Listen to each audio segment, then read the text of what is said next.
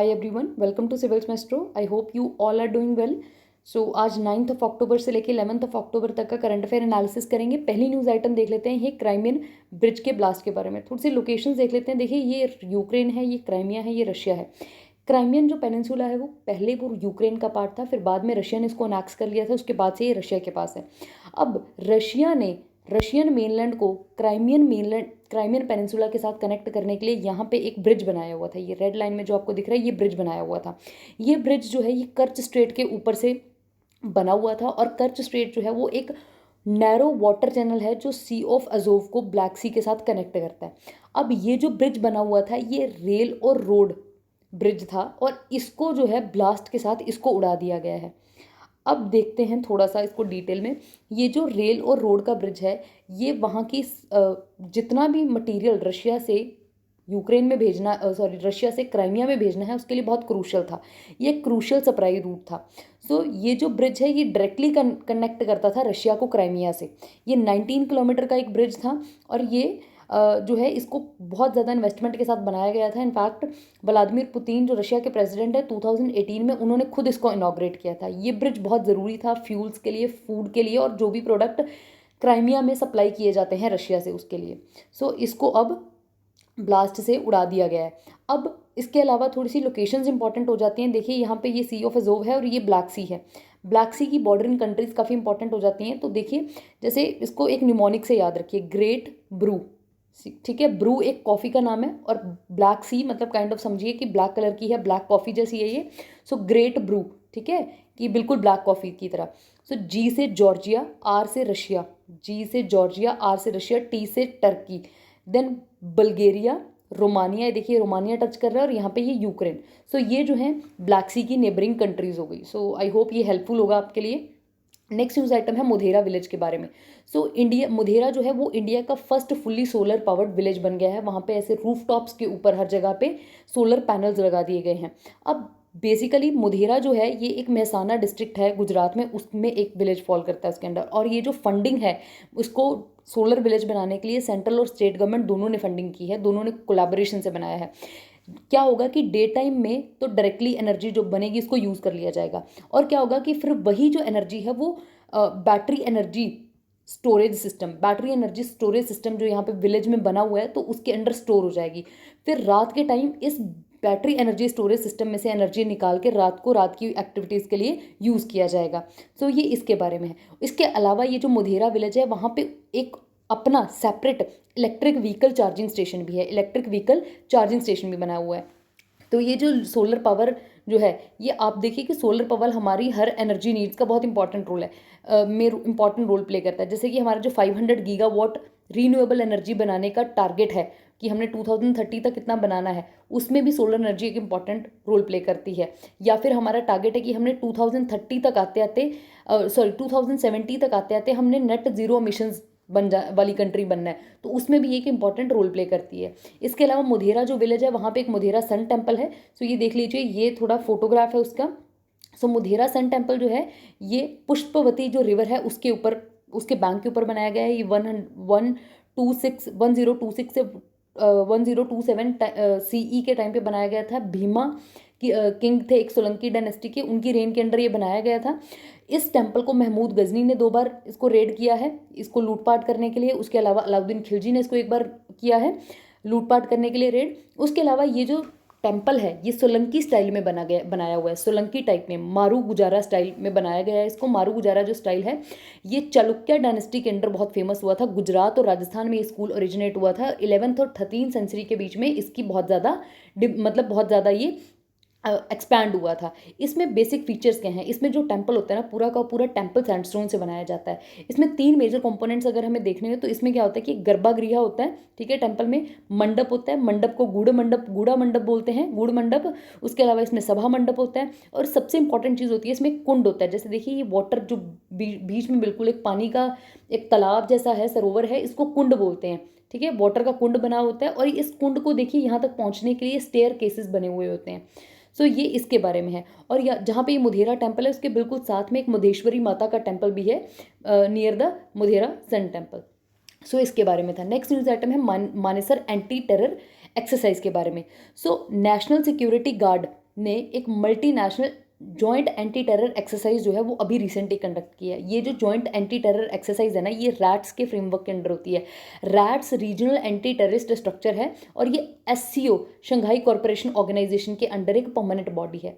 देखिए कि ये जो शंघाई कॉरपोरेशन ऑर्गेनाइजेशन है ये 8 वैसे अब तो इसमें एक और कंट्री ऐड हो गई है, ईरान ऐड हो गया इसमें, ठीक है। सो ये एक 9 कंट्रीज़ की एक ऑर्गेनाइजेशन है। ये रीजनल इकोनॉमिक सिक्योरिटी ब्लॉक है जिसमें ये एशियन रीजन की मेजरली सारी कंट्रीज़ हैं और रैट्स इसके अंडर एक परमानेंट बॉडी है जो कि टेररिज्म, सेपरेटिज्म, एक्सट्रीमिज्म से फाइट करने के लिए कोऑपरेशन और कोऑर्डिनेशन में हेल्प करती है। अब इसकी मेंबर कंट्रीज़ कौन कौन सी हैं देख लीजिए कि ये जो बीच वाला ब्लॉक है यहाँ वाला, सो इसमें से कजाकिस्तान है, किर्गिस्तान है, ताजिकिस्तान है, उज़्बेकिस्तान है। देखिए यहाँ पे तुर्कमेनिस्तान इसका पार्ट नहीं है, ठीक है, तुर्कमेनिस्तान नहीं है। इसके अलावा देखिए चाइना है तो पाकिस्तान भी होगा और रशिया है तो इंडिया होगा। तो ये 4 कंट्रीज़ हैं और इसके अलावा ईरान जो है ये इसका मेंबर नेशन है, याद रख लीजिएगा। ये मैप थोड़ा सा पुराना है और इसके ऑब्जर्वर जो कंट्रीज़ हैं वो अफगानिस्तान है, बेलारूस है और मंगोलिया है। ईरान मेंबर कंट्री बन चुका है इसका अब, ठीक है। तो ये एंटी टेरर इसके बारे में था। अब जॉइंट एंटी टेरर एक्सरसाइज जो है मानेसर में हुई है, ठीक है। और इसमें एक्सरसाइज जो है इसमें मेनली क्या हुआ है कि एक्सपर्टीज एक्सचेंज करनी है, बेस्ट प्रैक्टिसेस शेयर करनी है और साइनर्जी लेके आनी है सभी कंट्रीज को आपस में, ताकि टेररिज्म को हमारी मेनलैंड जो है उनमें से ख़त्म किया जा सके। So this is about. और इसके अलावा इसमें ये जो एक्सरसाइज हुई थी इसमें 8 रिप्रेजेंटेटिव ने पार्टिसिपेट किया था जो 5 कंट्रीज से थे। Kazakhstan, Kyrgyz Republic, Uzbekistan, Russia और इंडिया से NSG ने पार्टिसिपेट किया था। तो ये इस एक्सरसाइज के बारे में था। उसके अलावा नेक्स्ट न्यूज़ आइटम है food and agriculture organisation FAO ने अभी एक लिस्ट निकाली है, mainstreaming biodiversity in forestry. ये एक रिपोर्ट इन्होंने अभी पब्लिश की है। देखिए पहले इस रिपोर्ट का मतलब समझते हैं कि मतलब क्या है। देखिए मेन स्ट्रीमिंग का मतलब होता है कि जब मतलब हम किसी भी चीज़ को प्रायोरिटी दे देते हैं, ठीक है। तो मेन स्ट्रीमिंग ऑफ बायोडाइवर्सिटी मतलब हमें बायोडाइवर्सिटी को प्रायोरिटाइज करना है, इसमें कि बायोडाइवर्सिटी को हमें एम्बेड करना है, ठीक है। चाहे हमारी कोई भी पॉलिसीज़ हो, कोई भी स्ट्रैटेजीज़ हो, कोई भी प्रैक्टिसेस हो, पब्लिक सेक्टर में या प्राइवेट सेक्टर में, हमें कंजर्वेशन और sustainable use of natural resources को बढ़ाना है ताकि हम बायोडाइवर्सिटी को प्रायोरिटाइज कर सकें। हम अपनी कंट्री में हर पॉलिसी, हर इनिशिएटिव में बायोडाइवर्सिटी को सबसे पहले देखें, ठीक है। चाहे वो प्राइवेट सेक्टर में है, चाहे वो पब्लिक सेक्टर में है, biodiversity should be the prime focus. उसके अलावा प्रोडक्शन फॉरेस्ट किसको कहते हैं? प्रोडक्शन फॉरेस्ट का मतलब होता है the forest that are managed primarily for economic benefits are critical for biodiversity conservation. कि ये पहला इनका मेन पर्पस है इकोनॉमिक बेनिफिट का, लेकिन ये बायोडाइवर्सिटी कंजर्वेशन के लिए भी बहुत ज़्यादा क्रिटिकल होते हैं। अब ये जो रिपोर्ट है इसका टाइटल क्या है कि main streaming biodiversity in production forest. Forestry का मतलब कि फॉरेस्ट प्रोडक्शन, ठीक है। तो और मतलब इन अ सेंस कि commercial kind of production of forest. So main streaming की चाहे हम कमर्शियल प्रोडक्शन ऑफ फॉरेस्ट कर रहे हैं उसमें भी हमारा biodiversity main important role play करे कि बायोडाइवर्सिटी हमारा टारगेट हो, ना कि only consumption, only production of forest हमारा टारगेट हो। सो ये जो रिपोर्ट है mainstreaming biodiversity in forestry, ये 8th वर्ल्ड फॉरेस्ट वीक के साइडलाइंस के ऊपर इसको रिलीज़ किया गया था। 26th सेशन हुआ था ये कमेटी ऑन फॉरेस्ट्री के ऊपर, तो उसमें ये रिपोर्ट रिलीज़ की गई है। और ये जो कमेटी ऑन फॉरेस्ट्री है ये FAO की एक स्टैट्यूटरी बॉडी है। इसका हेडक्वार्टर जो है रोम इटली में है, ठीक है। सो ये इसके बारे में था बेसिकली। नेक्स्ट न्यूज़ आइटम है टेलीमानस के बारे में। अब टेलीमानस क्या है? बेसिकली ये एक 24/7 मेंटल हेल्थ, ठीक है, 24 घंटे डेली हर दिन एक मेंटल हेल्थ सर्विस प्रोवाइड करने के लिए एक ये इनिशिएटिव लिया गया है पूरी कंट्री में, पैन कंट्री के बेसिस पे, और इसको वर्ल्ड मेंटल हेल्थ डे के ऊपर इसको लॉन्च किया गया था। इसमें बेसिकली क्या होगा कि 23 मेंटल हेल्थ सेंटर्स बनाए जाएंगे, सेंटर ऑफ एक्सीलेंस बनाए जाएंगे हमारी कंट्री में, जो कि काउंसलिंग प्रोवाइड करेंगे, कंसल्टेशन प्रोवाइड करेंगे, और इनफैक्ट इसमें ट्रेंड काउंसलर्स होंगे जो कि पेशेंट्स को प्रिस्क्रिप्शंस भी देंगे। अब ये जो पूरी की पूरी स्कीम है टेलीमानस, इसको mental health and neuro science, national institute of mental health and neuro science यानी कि निमहैंस, ठीक है, निमहैंस इंस्टीट्यूट जो है इसका नोडल सेंटर है, ठीक है, ये इसको इम्प्लीमेंट कर रहा है। और ये बेंगलुरु में बेस्ड एक इंस्टीट्यूशन है। और इसका जो भी सारा टेक्निकल सपोर्ट, अब देखिए कि किसी को टेलीकॉलिंग के ऊपर अगर कोई सर्विस प्रोवाइड करनी है किसी भी पर्सन को, सो उसके लिए बहुत एक इंफ्रास्ट्रक्चर चाहिए, ठीक है, जिससे कि पूरा का पूरा टेक्नोलॉजी का सेटअप चाहिए। सो ये सारा टेक्नोलॉजिकल जो सेटअप है, जो सपोर्ट है, ये IIT बैंगलोर और NHRC इसको प्रोवाइड कर रहे हैं, national health system resource centre, ये इसको प्रोवाइड करेंगे स्कीम के लिए। उसके अलावा गवर्नमेंट का एम है कि हर स्टेट में एक, पहले Tier 1 में, ये 2 टीयर्स में इम्प्लीमेंट की जाएगी, Tier 1 and Tier 2। So Tier 1 में टारगेट है कि सारे के सारे जो कंट्री की डिस्ट्रिक्ट्स हैं, जो स्टेट्स हैं सॉरी, हर स्टेट में एटलीस्ट एक टेलीमानस सेल होना ही होना चाहिए, ठीक है। National tele mental health programme जो है फर्स्ट टाइम इसको बजट 2022 और 23 में इसके बारे में बात हुई थी। इसके अलावा और जो स्टेप गवर्नमेंट ने लिए हैं मेंटल हेल्थ को इम्प्रूव करने के लिए, नेशनल मेंटल हेल्थ प्रोग्राम है, किरण हेल्पलाइन नंबर है, मेंटल हेल्थ केयर एक्ट 2017 है, मनोदर्पण है बच्चों के लिए, ठीक है, किरण विमेन के लिए है, ठीक है। उसके अलावा ये एक मेन इनिशिएटिव है। इसके अलावा टेलीमानस जो है इसको 2 टीयर्स में मैंने बताया किया जाएगा। पहले टीयर में काउंसलर जो है फ़ोन के through, mental health specialist call के ऊपर प्रोवाइड करेंगे सोल्यूशन। Tier 2 में ये किया जाएगा कि फिजिकली ऑडियो विजुअल वे से, ऑडियो विजुअल और फिजिकल जो वे है इसको E संजीवनी नाम दिया गया है, ठीक है। इस तरीके से डायरेक्टली 1-to-1 इंटरेक्शन की करवाई जा सके पेशेंट्स की काउंसलर्स के साथ। और इसके लिए क्या रिक्वायर्ड होगा कि हर डिस्ट्रिक्ट में एटलीस्ट एक मेंटल हेल्थ जो कॉलेज है या मेडिकल कॉलेज है वहाँ पे एक सेल ओपन किया जाए। सो ये इसका लॉन्ग टर्म गोल है। उसके अलावा ये जो स्पेशलाइज्ड केयर प्रोवाइड करेगा, इसमें टेलीमानस के साथ और सर्विसेज जो हैं वो भी इसके साथ इंक्लूड की जा रही हैं, मतलब और जो उसके साथ कोलैबोरेट कर रहे हैं, जैसे नेशनल टेली कंसल्टेशन सर्विसेज के साथ कोलैबोरेट कर रही है, E Sanjeevani, Ayushman Bharat digital mission, mental health professionals collaborate करेंगे, Ayushman Bharat health and wellness centre collaborate करेंगे, इमरजेंसी साइकेट्रिक फैसिलिटीज़ होंगी इसमें। सो ये इसके बारे में था। नेक्स्ट न्यूज़ आइटम है, OECD ने अभी एक crypto asset reporting framework CRARF, crypto asset reporting framework जो है उसको रिलीज़ किया। अब नाम से पता चल रहा है कि क्रिप्टो एसेट रिपोर्टिंग फ्रेमवर्क क्या करता होगा। सो CRAF जो है इसका मेन पर्पस ये है कि इसने रिपोर्टिंग करनी है टैक्स इन्फॉर्मेशन के बारे में, कि जो भी क्रिप्टो करेंसीज में ट्रांजैक्शंस होती हैं एक कंट्री से दूसरी कंट्री में, या फिर एक पर्सन जो है दूसरे पर्सन को ट्रांजैक्शन करता है, सपोजिटली A पर्सन जो है वो B को ट्रांजैक्शन करता है कि इससे कुछ क्रिप्टो करेंसी खरीदता है, ठीक है, चाहे वो फिएट मनी को यूज़ करके खरीदता है, बैंक की ट्रांजैक्शंस को के थ्रू करता है, ATM के थ्रू ट्रांजैक्शन करता है, जिस मर्जी तरीके से करता है। ये मेक श्योर करना है किसी भी तरीके से कि लोग जो हैं वो क्रिप्टो करेंसीज को टैक्स को इवेड करने के लिए यूज़ ना करें, ठीक है। तो इसके लिए टैक्स इन्फॉर्मेशन ट्रांजैक्शंस के ऊपर प्रोवाइड की जाएगी। So CRAF provide the reporting of tax information on transaction in crypto assets in standardised manner with the view to automatically exchange such information. तो ऑटोमेटिकली ये इन्फॉर्मेशन एक्सचेंज की जाएगी। So CRAF जो है इसका मेन पर्पस ये है कि इंटरनेशनल लेवल पे जो टैक्स की इवेजन होती है, ठीक है, कि लोग कई बार क्या करते हैं कि टैक्स इवेड करने के लिए क्रिप्टो करेंसी में इन्वेस्ट कर देते हैं, तो उससे क्या होता है कि क्रिप्टो करेंसी के ऊपर बहुत सारी कंट्रीज़ में टैक्सेशन का रूल नहीं है, ठीक है, तो जिसके चलते वो टैक्स को इवेड कर जाते हैं। अब इस प्रैक्टिस को जो है इसको पकड़ने के लिए, इस लूप को पकड़ने के लिए, यहाँ पे कोई घपला ना कर सके, इसके लिए ये जो है CRAF फ्रेमवर्क लाया गया है OECD द्वारा। 2021 में देखिए कि मतलब आप देखिए कि कितनी ज़्यादा इन्वेस्टमेंट हो रही है क्रिप्टो करेंसी मार्केट में। 2021 में जो था ये क्रिप्टो करेंसी जो थी ना वो $715 बिलियन के ऊपर थी ये मार्केट। लेकिन देखिए 2022 में जब ये ड्रॉप हुई है क्रिप्टो करेंसी मार्केट, उससे जस्ट पहले वो $3 ट्रिलियन के ऊपर डील कर रही थी। मार्केट $3 ट्रिलियन की थी। देखिए एक साल में कितनी ज़्यादा ग्रोथ है, तो इसका मतलब लोग इसको यूज़ तो कर रहे हैं, ठीक है। सो इसके लिए ये फ्रेमवर्क लाया गया है। अब ये जो क्या है CRAF क्या क्या मतलब क्या क्या इसको किस किस पार्ट को इन्वॉल्व करेगा, ठीक है, किस किस को कवर करेगा, जितने भी एक्सचेंज होते हैं उनको इन्वॉल्व करेगा, ब्रोकर्स को इन्वॉल्व करेगा, ATM ऑपरेटर जो हैं उनको इन्वॉल्व करेगा, ठीक है, रेलिवेंट क्रिप्टो एसेट की इन्फॉर्मेशन लेने के लिए। उसके अलावा ये जो है ये CRS कॉमन रिपोर्टिंग स्टैंडर्ड के साथ बिल्कुल उसके सिंक में बनाया गया, उसी लाइन्स पे बनाया गया। अब CRS क्या है बेसिकली, ये भी OECD ने बनाया था, पब्लिश किया था 2014 में, ठीक है, 2014 में। और इसका मेन पर्पस ये क्या था कि ट्रांसपेरेंसी लेके आनी है क्रॉस बॉर्डर फाइनेंशियल इन्वेस्टमेंट में, कि एक कंट्री का पर्सन अगर दूसरी कंट्री की मार्केट में पैसा इन्वेस्ट कर रहा है तो कहीं वो इन्वेस्टमेंट जो है वो अपनी कंट्री से हाइड ना करे, ठीक है, और किसी भी तरीके से वो टैक्स को इवेड ना करे, ठीक है, उसके लिए ट्रांसपेरेंसी लेके आनी थी, चाहे कोई पर्सन अपनी ही कंट्री में इन्वेस्ट कर रहा है चाहे कहीं और कर रहा है। So cross border financial investment की वजह से कहीं भी ऑफशोर टैक्स इवेजन ना हो, तो उसके लिए एक फ्रेमवर्क लाए थे, ठीक है। और डिजिटल करेंसीज जो सेंट्रल बैंक इशू करते हैं,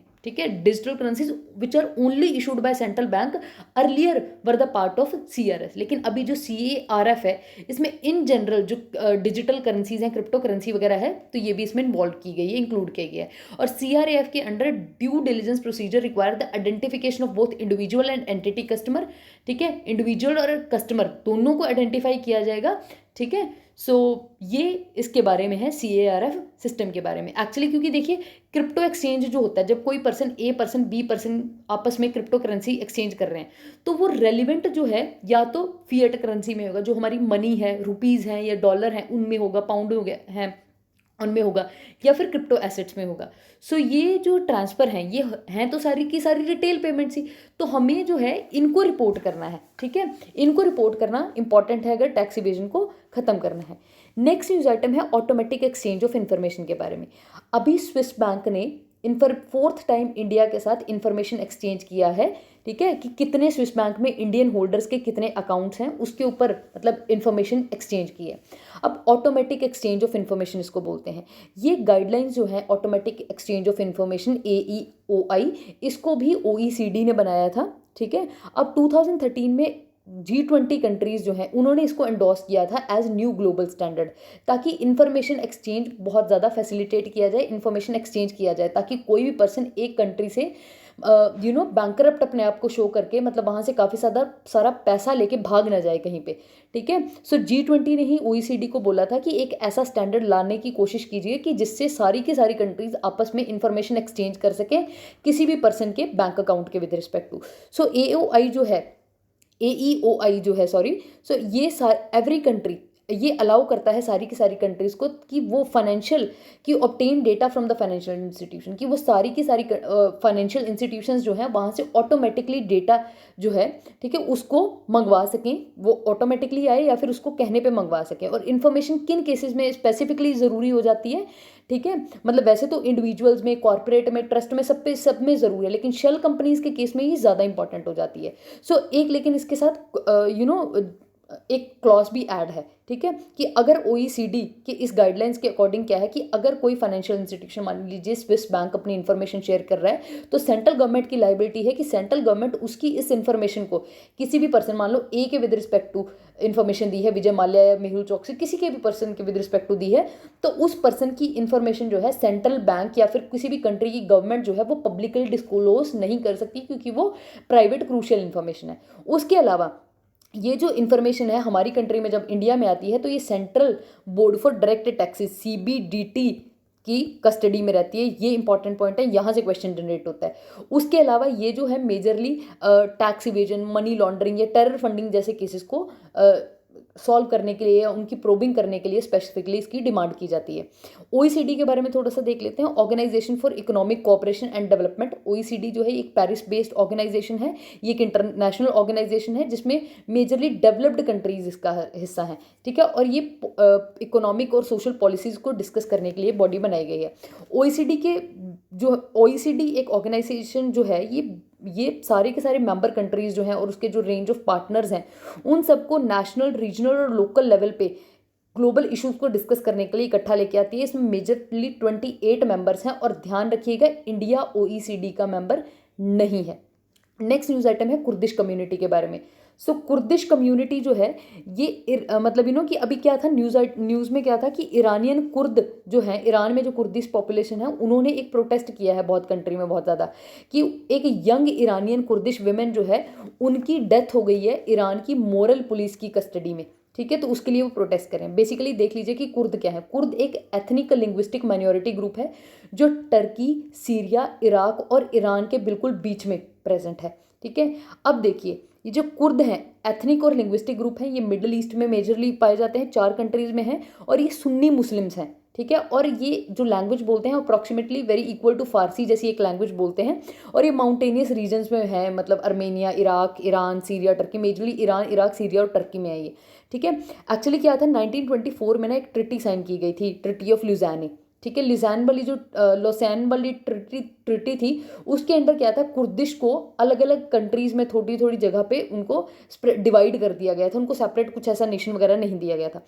अब ये कुर्दिश जो पीपल हैं टाइम टू टाइम ये डिमांड करते रहते हैं, इनकी डिमांड वेरियस वेरिंग क्वालिटीज़ की होती हैं। कभी मतलब कि some want separate country Kurdistan, ठीक है, and some are there who are demanding कि मतलब जिस स्टेट में वो रहते हैं उसी में उसको ऑटोनॉमी प्रोवाइड की जाए।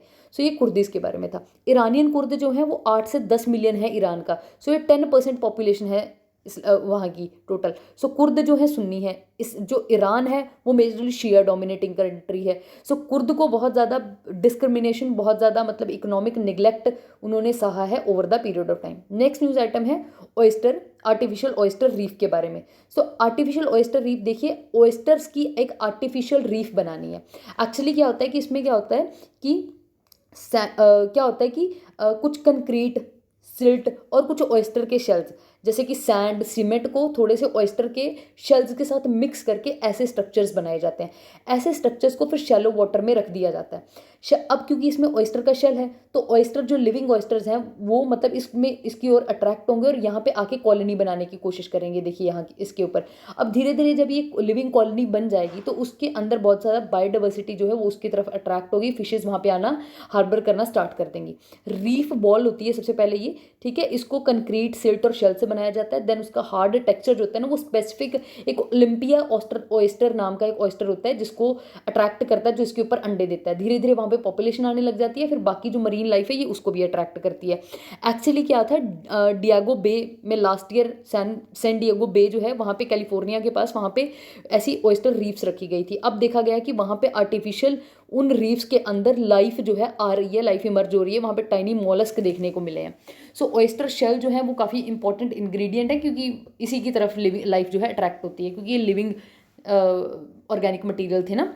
उसके अलावा ऑयस्टर जो रीफ हैं ये इंपॉर्टेंट होते हैं बहुत ज़्यादा। ये मतलब जैसे इसको देखिए, यहाँ पे देखिए थोड़ा डायग्राम में, ये ऑयस्टर रीफ्स यहाँ पे शैलो वाटर में इम्प्लांट किए जाते हैं। जैसे यहाँ से बहुत फास्ट करंट आएंगे जो वाटर के, ठीक है, जो बहुत समुद्र से या ओशन से बहुत ज़्यादा फास्ट करंट आएंगे तो ये उसको एक ब्रेकिंग चैनल की तरह एक्ट करेगा उसके सामने, इन वाटर करंट्स की एनर्जी को कम करेगा, ठीक है। और फाइनली ये अगर इनकी एनर्जी कम होगी तो ये कम स्पीड के साथ यहाँ पे स्ट्राइक करेंगे, ठीक है। तो उससे बहुत सारे फायदे हैं। देखिए सबसे पहले तो मतलब ये क्या है कि शोर लाइन को प्रोटेक्ट करता है, ठीक है। उसके अलावा अगर कोई मतलब स्टॉर्म आता है या कुछ ऐसा होता है तो उस टाइम पे ये नेचुरल ब्रेक वाटर की तरह काम करेगा, ठीक है। शोर पे स्टॉर्म हिट करे उससे पहले ही इसको हिट करेगा, ठीक है। तो जिसके चलते मतलब ये उसकी एनर्जी को बहुत ज़्यादा एब्जॉर्ब कर लेगा और ज़्यादा नुकसान नहीं होगा। उसके अलावा ये बैरियर की तरह काम करता है, ठीक है। और मतलब ये काफ़ी इंपॉर्टेंट है। उसके अलावा लिविंग जो एक बायोडाइवर्सिटी को तो अट्रैक्ट करता ही है, बहुत सारी फिशेस के लिए, ऑयस्टर्स के लिए और मॉलस्क वगैरह के लिए ये एक हैबिटेट की तरह प्रोवाइड करता है। उसके अलावा ये जो है कि एडिशनल बेनिफिट्स भी प्रोवाइड करता है, जैसे कि यहाँ पे ईल ग्रास उगती है, ठीक है। ईल ग्रास जो है वो बहुत ज़्यादा इंपॉर्टेंट है इसकी बायोडाइवर्सिटी के लिए, वेटलैंड की बायोडाइवर्सिटी के लिए। ऑल इन ऑल ये फूड चेन का प्राइमरी पार्ट है। उसके अलावा ये जो होते हैं ना ऑयस्टर, ये बाई वॉल होते हैं। आपने देखा होगा कि ऐसे एक वॉल की तरह होता है कि इनको एक वाइट कलर के स्ट्रक्चर होते हैं, इनके ऊपर एक्सोस्केलेटन जो होता है ना वो बहुत हार्ड होता है, कैल्शियम कार्बोनेट जैसे का बना होता है। उसको खोलते हैं, बीच में छोटी सी स्पीसीज होती है ऑयस्टर की, ठीक है। सो इसकी बॉडी का पार्ट है। ये जो होते हैं ना ये फिल्टर फीडर है। यूपीएससी में एक बार क्वेश्चन आया था, आई थिंक 2021 में था ये क्वेश्चन फिल्टर फीडर के ऊपर। सो ये फिल्टर फीडर्स हैं, ये अप्रॉक्सीमेटली 50 गैलन ऑफ वाटर हर दिन फिल्टर करते हैं, क्योंकि इनका काम क्या होता है, देखिए ये वाटर है, वाटर में छोटे छोटे पार्टिकल्स हैं जिनको इन्होंने खाना है। से जब ये इस फूड पार्टिकल को खाना की कोशिश करते हैं तो बहुत सारा पानी इसमें से ये इसको फिल्टर करते हैं, फूड को पानी में से फिल्टर करके खाते हैं ये, ठीक है। सो इनडायरेक्टली ये वाटर की टर्बिडिटी को डिक्रीज कर रहे हैं, प्योरिटी को इंक्रीज कर रहे हैं। ईल ग्रास जो है एक्वाटिक वेजिटेशन है, ये बहुत इंपॉर्टेंट फूड सोर्स है, ठीक है। और इसके ऊपर बहुत सारे ब्रास भी बर्ड्स वगैरह भी इसके ऊपर आते हैं, ये देखिए यहाँ पे है, ठीक है। सो ये था इंपॉर्टेंट इसके बारे में। नेक्स्ट न्यूज़ आइटम है विनकोव 19 के बारे में। University of Hyderabad and CCMB, ठीक है, centre for cellular and microbiology, इन्होंने मिलके एक विनकोव-19 नाम का एक इलाज निकाला है कोविड-19 का।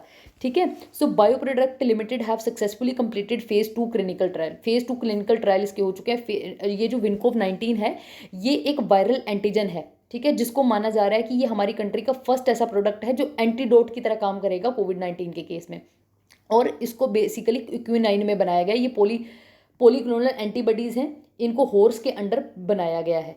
ठीक है, सो इसमें क्या है कि अब देख लीजिए थोड़ा सा कि अब होती क्या है एंटीबॉडीज़। आपको पता है कि ऐसे बाई शेप्ड के ऐसे ये हमारी बायो प्रोडक्ट्स होते हैं। ये ऐसे प्रोटीन्स होते हैं कि इनके पास ना एक एक्टिव साइट होती है जिसको एपिटोप बोलते हैं। कोई भी कोरोना वायरस है जैसे, ठीक है, उसके ऊपर एक सीक्वेंस होता है और इसके ऊपर भी एक सीक्वेंस होता है और ये आपस में कॉम्प्लीमेंट्री होते हैं। ठीक है, ये कोरोना वायरस इसके ऊपर आके अटैच होता है और फिर ये यहाँ से कोरोना वायरस को खत्म कर देती है। ठीक है, इस साइड भी अटैच करती है और ख़त्म कर देती है और किल करती है कोविड-19 को।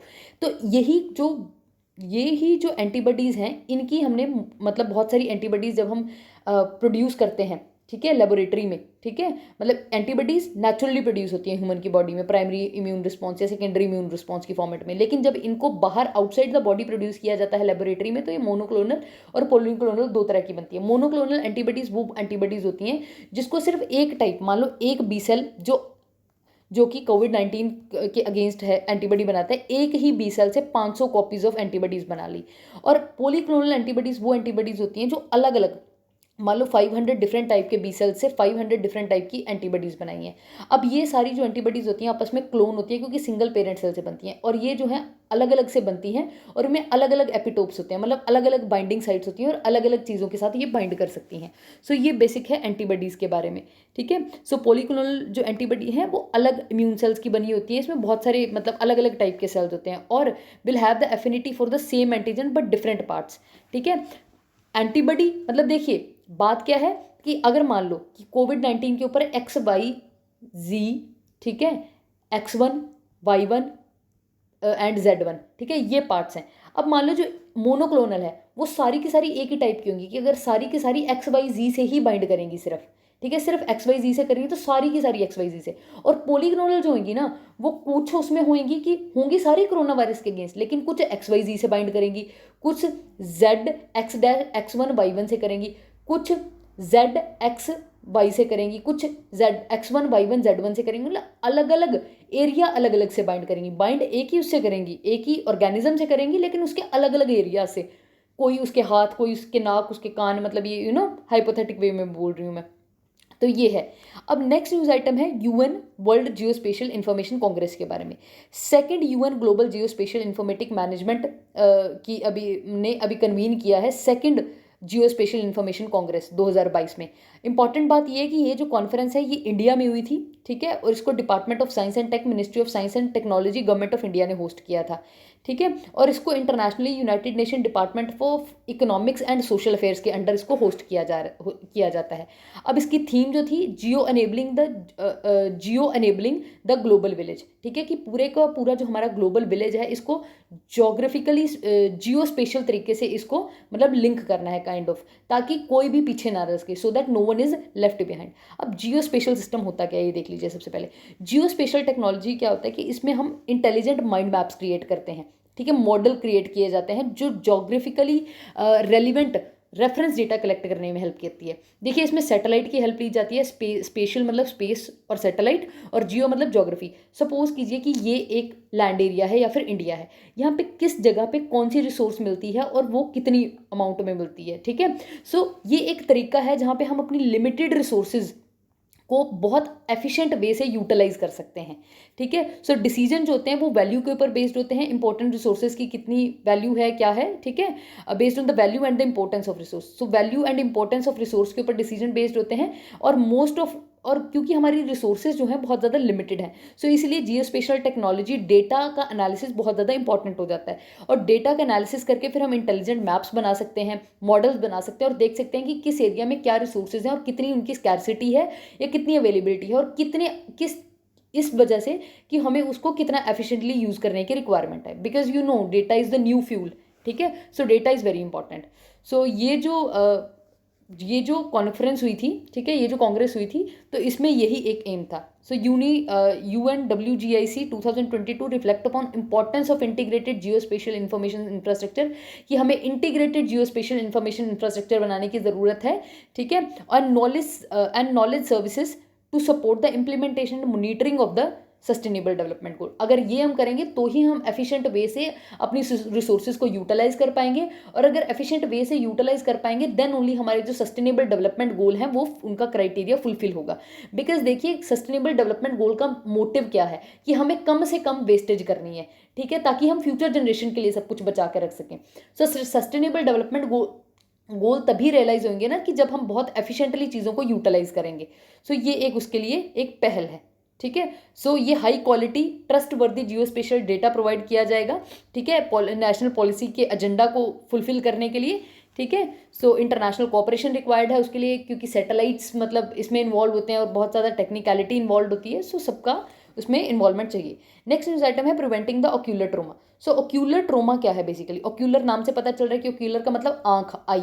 सो नेशनल ह्यूमन राइट कमीशन जो है उसने अभी एक एडवाइजरी जारी की थी स्टेट और यूनियन गवर्नमेंट्स के लिए कि ऑक्यूलर ट्रोमा जो है मतलब आंख में होने वाला कोई सीरियस जो वूंड होता है, ठीक है, चाहे वो मतलब किसी केमिकल वूंड है की वजह से हुआ है या फिजिकल वजह कोई एक्सीडेंट या कुछ ऐसा होने की वजह से हुआ है।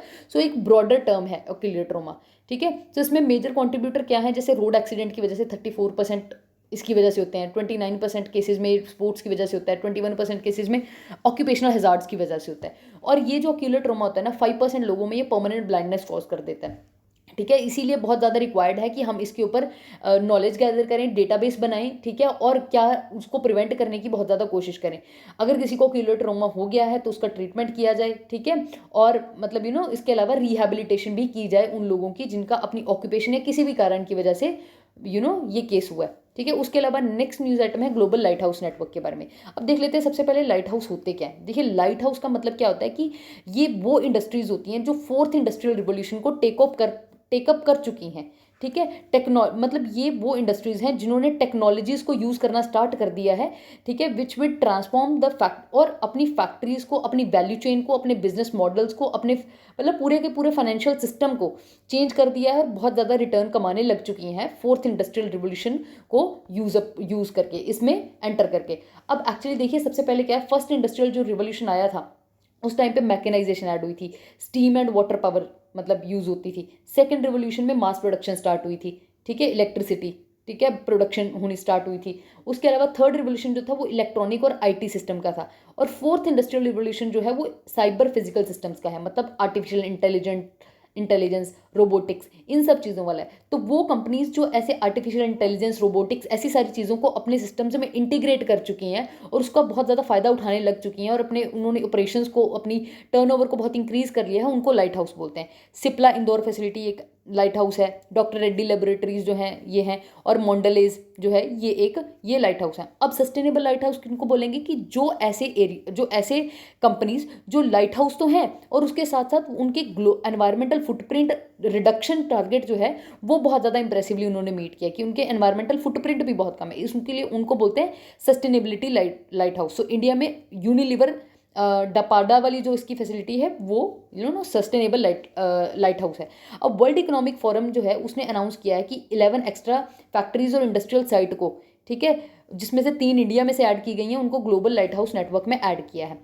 अब ये फोर्थ इंडस्ट्रियल रिवोल्यूशन वाली टेक्नोलॉजीज़ हैं जिसमें artificial intelligence, 3D printing, big data analytics, robotics, ये सब यूज़ होता है, ठीक है। और ये जो इनिशिएटिव है ग्लोबल लाइट हाउस नेटवर्क, ये वर्ल्ड इकोनॉमिक फोरम ने 2018 में इसको अडॉप्ट किया था, ठीक है। सो इसमें वही फोर्थ इंडस्ट्रियल रिवोल्यूशन की टेक्नोलॉजीज़ को यूटिलाइज करके सब कुछ करना है। उसके अलावा 103 already manufacturing light house available हैं, 6 सस्टेनेबिलिटी लाइट हाउसेज हैं जिसमें से एक ऑलरेडी इंडिया का है, ठीक है। सो ये इस न्यूज़ के बारे में था। नेक्स्ट न्यूज़ आइटम है वाइट शिपिंग के बारे में। देखिए 3 तरह की शिपिंग होती है, वाइट, ब्लैक और ग्रे। वाइट शिपिंग जो है ये मर्चेंट बोट्स के लिए होती है, ठीक है, मतलब कमर्शियल पर्पस के लिए, नॉन मिलिट्री मर्चेंट बोट्स के लिए, या फिर कमर्शियल पर्पस के लिए, जैसे किसी कंट्री को दूसरी जगह पे कोई सामान, गुड्स या कुछ भी चीज़ें भेजनी है तो कमर्शियल पर्पस के लिए होती है वाइट शिपिंग। उसके अलावा ब्लैक शिपिंग जो होती है इलीगल है, ठीक है, और जो ग्रे शिपिंग है ये मिलिट्री बोट्स के लिए होती है, ठीक है। सो ये यहाँ पे लिखा हुआ है। सो